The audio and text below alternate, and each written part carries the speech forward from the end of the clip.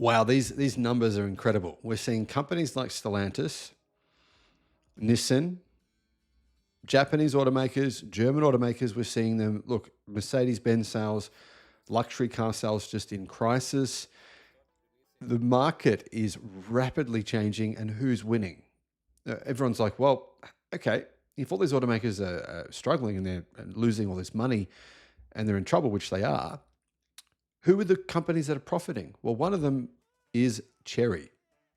Geely and Chery are two of the biggest gainers in 2024. Chery is a Chinese conglomerate. They sold 2.6 million vehicles around the world in 2024. That's 38.4% growth. 38.4%.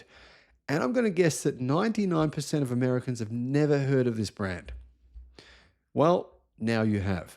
Hello, my friends. Welcome to the channel. I'm Sam Evans. You're watching The Electric Viking. Great to have you with us. And welcome to all the new subscribers. Guys, if you can support us on Patreon, that'd be great. I'll put a link in the description below.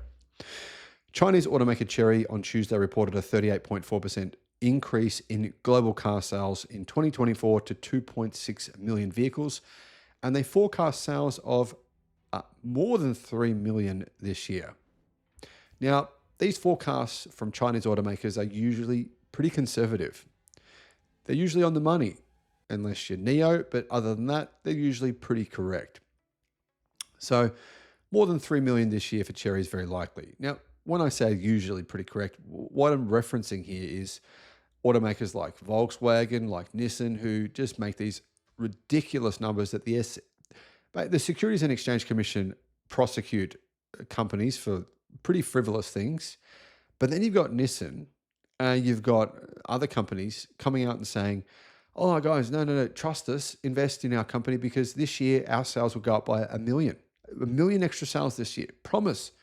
And they'll say this just, 100 times, not like once off the cuff. Oh, faux pas, sorry, I got it wrong. They'll say this a lot of times, but they never actually reveal how exactly they're going to do this. Increase sales by 1 million, and then their sales go down by 1 million. Yeah.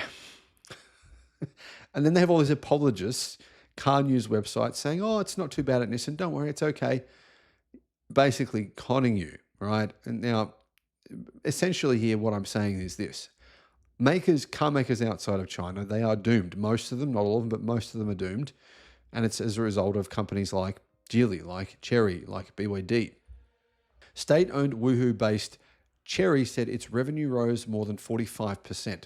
So its sales increased by 36%, but its revenue rose by more than 45% to $65.5 billion as it remained China's top car exporter, shipping 1.14 million to foreign markets. So nearly half of its sales in 2024 went to markets outside of China. Really shows you that it's crucial to sell cars outside of China if you want to grow fast. Chery's really proven that. The jump in sales will push Chery up several places in the ranking of global automakers, with many yet to report their full year sales. Now, manufacturers that have really crushed it in 2024 include the aforementioned Geely, Zeekr, of course. In the last 5 months of the year, XPeng did very well, broke their own records for 5 successive months in a row. Leapmotor, their sales were up by about 100%.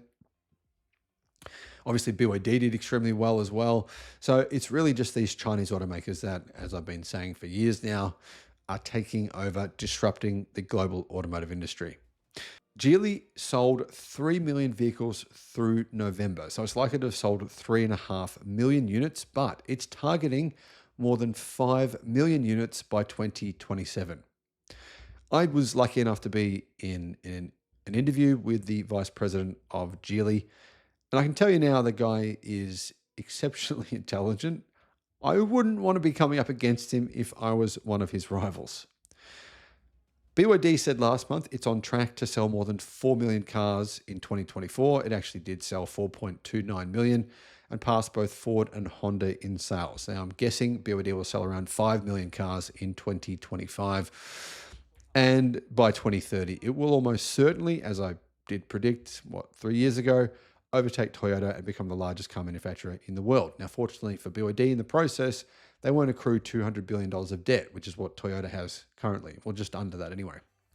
Chery is rolling out car models for its Omoda and JQ brands in Europe and will start producing cars with a joint venture partner in Spain this year. Now, if Chery can get a few things sorted out, the truth is Chery's electric cars, I test drove one for a week, did quite a bit of driving in it. The car was phenomenal, but it had just two big issues. Its lane keeping tried to kill me, and its regen braking was terrible.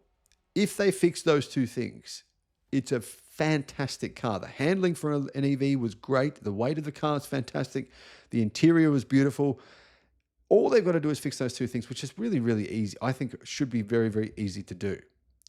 And honestly, once they've done that, I see a lot more people saying, you know what, I just test drove one of these cars. Gee, it's incredibly good value for money.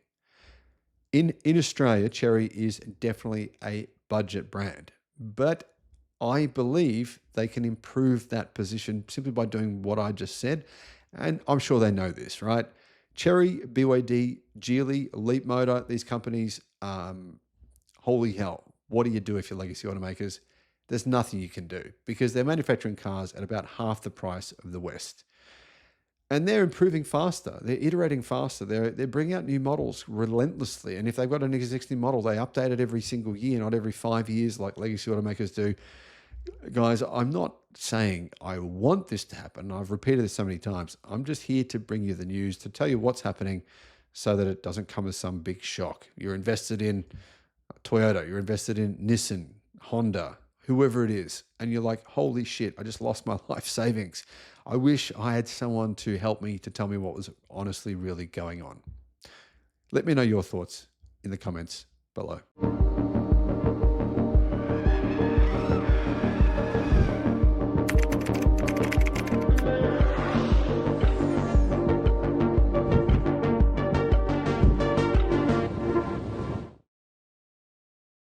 Guys, I test drove the new Chery, right? The Chery Omoda electric car. And I've been kind of dreading doing this review because, well, this is why I've been dreading it. Okay guys, we are driving back from the boys' rugby game, testing the car. These are what the screens look like.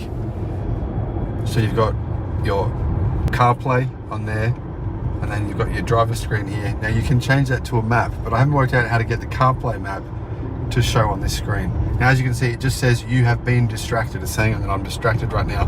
If your eyes don't stay looking ahead of you, the car will tell you that you've been distracted. Now turning around the corner, the indicator stalk, the indicator does feel a bit cheap, to be honest. The stalks feel a bit plasticky, but the handling of the car is really good. It's smooth, the stereo system sounds nice.